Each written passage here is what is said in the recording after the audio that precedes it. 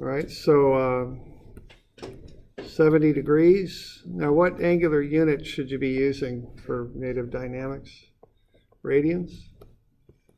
So pi radians, 180 degrees, 1.22 radians. Y'all okay with that? That's how far it's going to open in 1.4 seconds. Okay.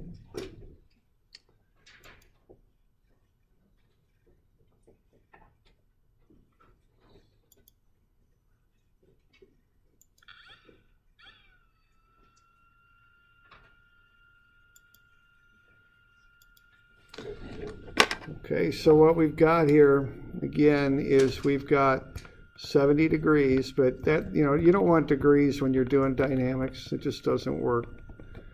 So you get 1.22 radians. Now, what kinematic equation can you use to get alpha here? Yeah. Okay, now we really don't have enough information on this to work with m equals I alpha yet, because we don't know, we can't get I because we don't have the weight. So that really isn't an option. So we're going to have to go here to get alpha. What this is going to do is tell us what alpha can be so that we still stay within our requirements. Okay?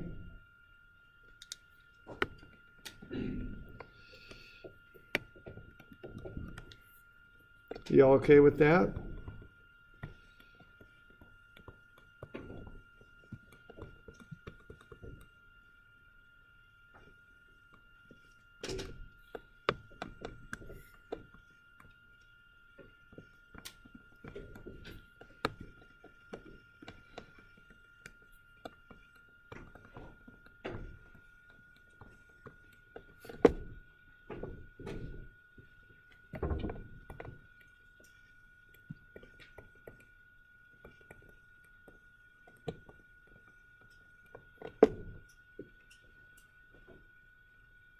You all okay with that bit? Okay. So now you got alpha. And you can get the moment easy enough, right? Because what's going to happen here is that oh,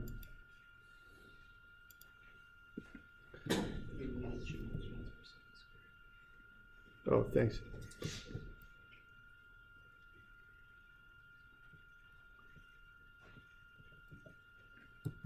Because that 30-pound force is going to stay normal to the door on the edge, 4-foot door. So yeah, this is things. So this is radians per second squared. All right. So we've got the moment. What do we got for the moment there?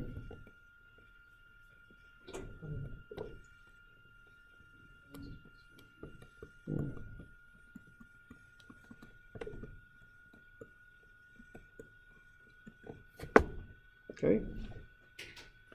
Now what you want to do then is, now you can do the kinetics. Okay. And you couldn't do it before because you had too many unknowns. You didn't know alpha, you didn't know the mass. But now you can back into what I can be. You can find a required I. So see if you can get a required I based on this information here.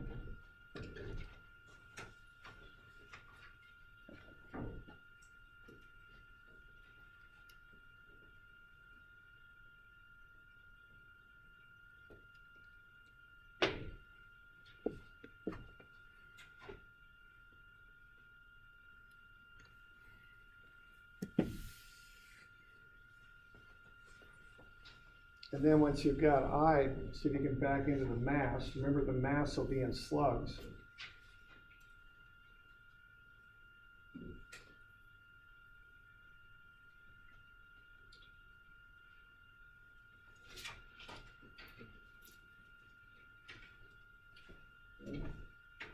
So work your way down to I next. That should be the units on that ought to be slug foot squared is what it ought to be.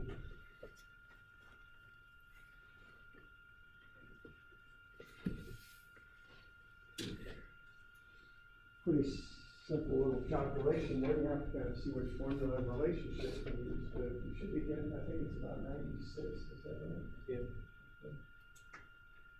You guys got it right?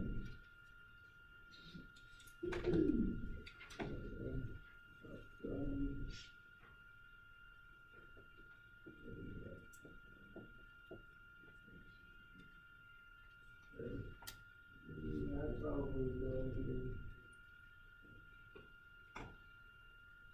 Right, so a little bit of M equals I alpha on this. That's all we want to do, okay? And back into I. And keep track of what you're taking I about right now, okay?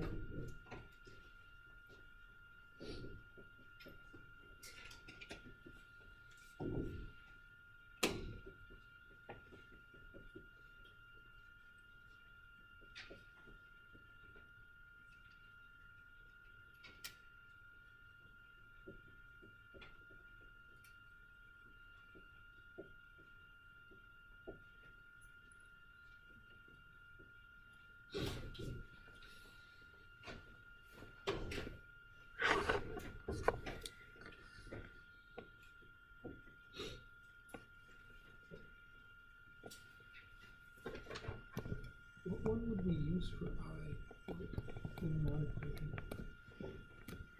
You could use a thin rod or a plate. You're going to have to, for the thin rod, you've got, have a look at the picture. You know, look at it from the top down and look at what where you're taking moments about. So, yeah.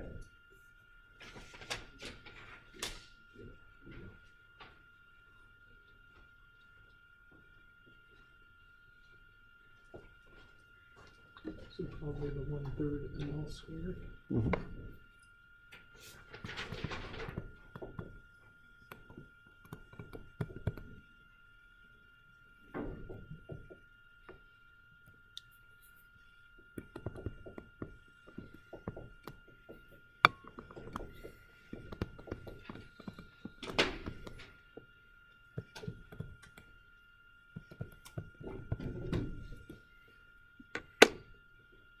So 96, is that IA?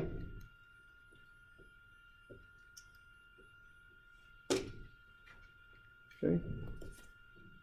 All right with that? Okay. Now we got to work our way to the mass.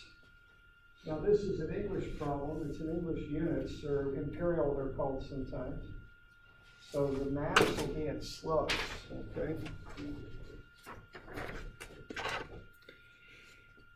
So, what we would do on this is have a look at the moment of inertia tables. Okay, now there's two things you can do on this. See, what we've got is a three-dimensional door, is what we've got. And it's swinging about hinges.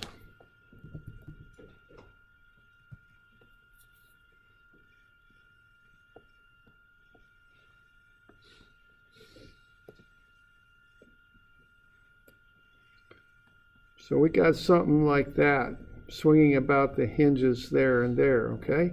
And always get yourself a sketch so you can keep this stuff straight, you know. Now, you can look at it two ways. You can look at it like a plate. That's one way to do it. Or if you look straight down on it, you can treat it like a slender rod. Either way will work.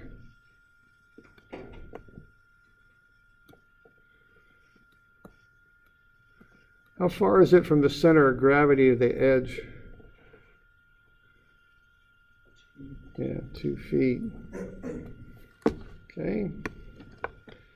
Now, keep in mind which axis you're using and use a similar axis off of the formula sheet, okay? So if you're going to go with the slender rod, I would probably use IAX or IAY is probably how I would do it.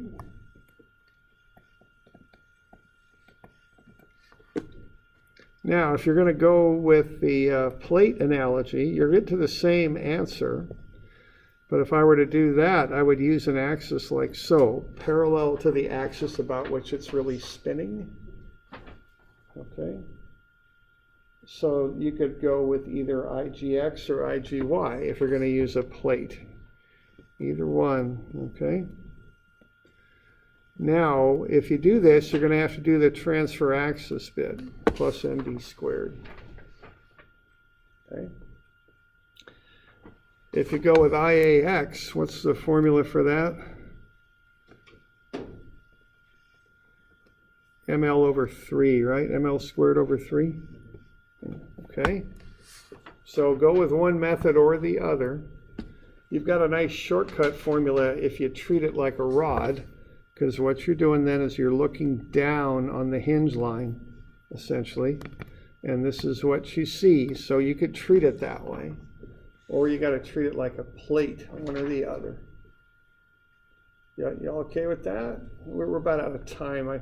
See if you can get that moment of inertia, or excuse me, the mass figured out, given what we've done so far, okay? See if you can do that. So with the statics equations, We'll get to that later, but yeah, okay, now the statics and the dynamics, what I mean by the dynamics reactions is the reactions that respond to the fact that the door is opening. So that's what I mean by dynamics. So, if you're bringing this around with the alpha, you're going to get reactions here at the hinges, normal and tangential. For statics, what I mean is if the door is just hanging there on its own, what are the reactions? What's going on with, whoops, I got that in the wrong spot. What's going on with this stuff? Simply, if it's just a statics problem. I don't want to try and mix them together. It gets kind of messy mathematically. So the left side, just treat it like a statics class problem. Right side, deal with the dynamics, alpha, omega, rotational thing. Okay. All right.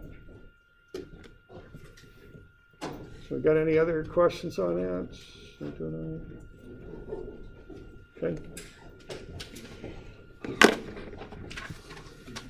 All right. So we'll carry on with that on Wednesday, I think. So you do have that homework for next Monday. We'll cover that pretty well too.